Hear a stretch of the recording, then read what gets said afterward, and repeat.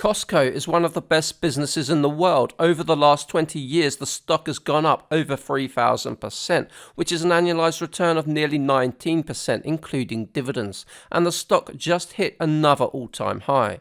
At the current price, Costco now has a market value of $368 billion.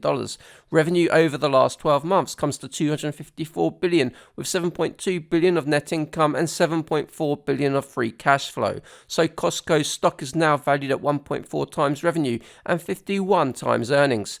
To put that into perspective, if you bought Costco today and earnings stayed flat, it would take you more than 50 years to see a return on investment. That's a rich valuation, so it's worth considering why investors continue to pay up for Costco. The simple answer is that Costco has built a reputation as one of the best businesses in the world, and investors are happy to pay up for quality.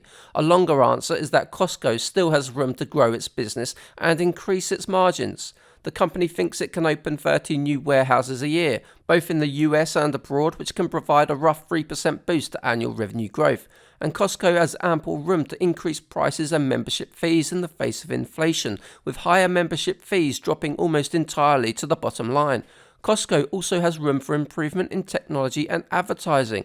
Amazon, for example, is now raking in $50 billion a year in its advertising segment. In addition, Costco has further levers to pull within its business. Historically, the company has sold its merchandise close to cost, with profits coming from membership fees. But lately, Costco has been able to increase margins on merchandise without losing members. In fact, operating income from merchandise sales this year will likely be 3 times greater than it was in 2019. Membership revenues have dropped from 73% of operating profit to about 53% this year.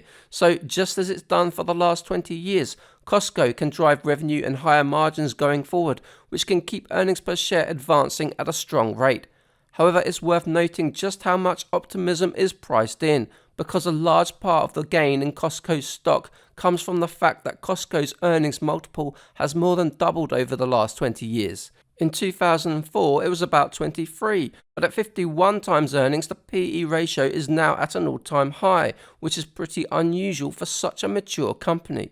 If you assume Costco grows earnings at 15% per year for the next 5 years, which is above its 10-year historical average, and then trades at 35 times those earnings, the company would be worth about $432 billion in 5 years' time, which works out to an annualized return of only 7% a year, including dividends.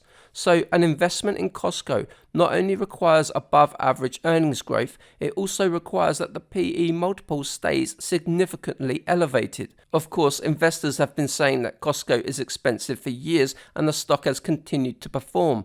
But Costco's PE multiple can't keep going up forever, and neither can the stock. But these are my personal opinions, not financial advice, and I hold no position in Costco. For more investing videos, make sure to visit my website at 3minutebreakdowns.com. Thank you for watching.